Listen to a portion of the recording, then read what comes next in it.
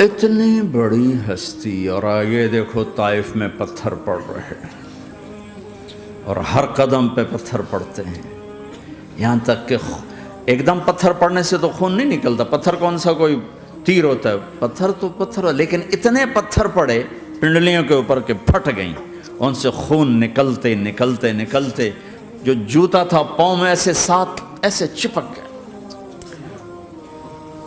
اور ساری کائنات کے دلہا سردار بے ہوش ہو کے گرے۔ وہ آپ کے غلام زید نے نوکر تھے، انہوں نے اٹھایا کندھے پر، بھاگے، پیچھے وہ سر پہ چڑھے ہوئے پتھر مار رہے ہیں، اور آپ جتنا بھاگ سکتے تھے بھاگے، یہاں تک کہ بے ہوش ہو کے گر گئے۔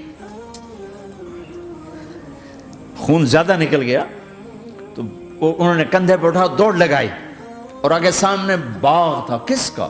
سب سے بڑے دشمن کا، مکے والے عتبہ بن ربیعہ۔ عتبہ کون ہے؟ یہ جنگ بدر میں جس کے ہاتھ میں جھنڈا تھا، اور جنگ بدر میں قریش مکہ کے لشکر کا جو چیف تھا، وہ اس کا باغ۔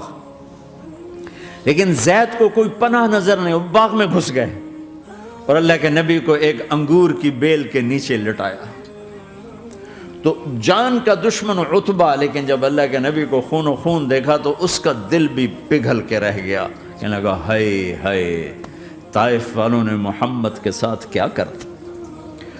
جس پر دشمن کو رحم آیا، ہمیں اس پہ رحم نہیں آیا، ہم نے اس کے آنسوں کی کوئی قیمت نہیں لگائی۔ وہ اتنا ایموشنل ہوا کہ جلدی سے گیا اور پلیٹ میں انگور توڑ توڑ توڑ کے سجائے۔ جب جانے لگا تو پھر شرم اور وہ ایک حجاب درمیان میں آڑے آ گیا، تو اپنے غلام کو بلایا، عداس کا، عداس یہ لے جا وہ جو آدمی زخمی پڑا، اسے جا کر کہنا کہ تمہیں رشتہ داری کی قسم میرے انگور رد نہ کرنا، کھا لے۔ حالانکہ موقع تھا کہ قتل کرتا، ہر وقت قتل کرنے کے منصوبے بنا رہے، ابھی موقع تھا کہ قتل کرتا۔ ایسا حال تھا کہ قاتلوں کے بھی آنکھوں میں آنسو آ نہیں آئے تو تمہاری آنکھوں میں نہیں آئے۔ چند پونڈوں پہ اپنے نبی کو بیچ دیا۔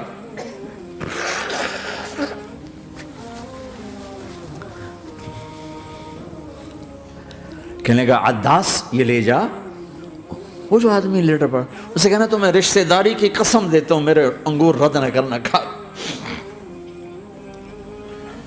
عداس آئے اور آ کر انگور پیش کیے، تو اب آپ نے ایک انگور اٹھا کر بسم اللہ، تو عداس کہنے لگا یہ لفظ یہاں تو لوگ نہیں بولتے۔ آپ نے پوچھا تو کہاں کا ہے؟ کہا میں نینوا کا ہوں۔ اچھا، میرے بھائی یونس کے شہر کا، یونس علیہ السلام۔ وہ کہنے لگا وما ادراک ما یونس، آپ کو یونس کا کیسے پتا ہے؟ تو آپ نے فرمایا میں اللہ کا نبی ہوں، وہ بھی اللہ کا نبی تھا۔ تو عداس نے ایک دم آپ کے پاؤں پکڑے اور چومنا شروع کیا اور کلمہ پڑھ لیا، تو آپ کو اپنے سارے زخم بھول گئے۔ پھر جو آپ نے اللہ سے بات کی ہے نا، آئے ہائے ہائے ہائے ہائے، کیا اللہ پاک کے سامنے، اللہم اشکو الیک ضعف قوتی وقلت حیلتی وہوانی علی الناس۔ اے میرے رب، آج تجھ سے گلہ نہ کروں، آج تجھ سے گلہ نہ کروں، تو نے مجھے کن کے حوالے کر دی، تو نے مجھے کن کے حوالے کر دی، الی عدو ملکتہ عمری او بعید یتجحم، ایسے دشمنوں کے حوالے تو نے کیا جنہوں نے میرا یہ حال کر دیا، تجھ سے کون سا چھپا ہوا ہے۔ ساتوں آسمان لرز گئے، عرش کانپ اٹھا، اور جبریل فرشتے کو لے کر ایک سیکنڈ کے کروڑویں حصے میں حاضر، یا رسول اللہ حکم فرمائیں، اطبق علیہم الاخشبین، یہ دو پہاڑ اٹھاؤں گا اور یوں ایسے چکی کی طرح یوں کر دوں گا۔ نبی رحمت، نبی رحمت، نبی رحمت۔ ارے تم تو آپس میں رحمت نہیں رہے ہو، ایسی فرقہ واریت کی آگ میں جلے ہو، کہ ایک دوسرے کو سلام کرنا چھوڑ گئے، ایک دوسرے کے پیچھے نمازیں پڑھنا چھوڑ گئے۔ اور جاؤ پاکستان میں دیکھو ایک دوسرے کے خون کے پیسے پھر رہے ہیں۔ یہ کون سی امت ہے؟ یہ کون سا اسلام ہے؟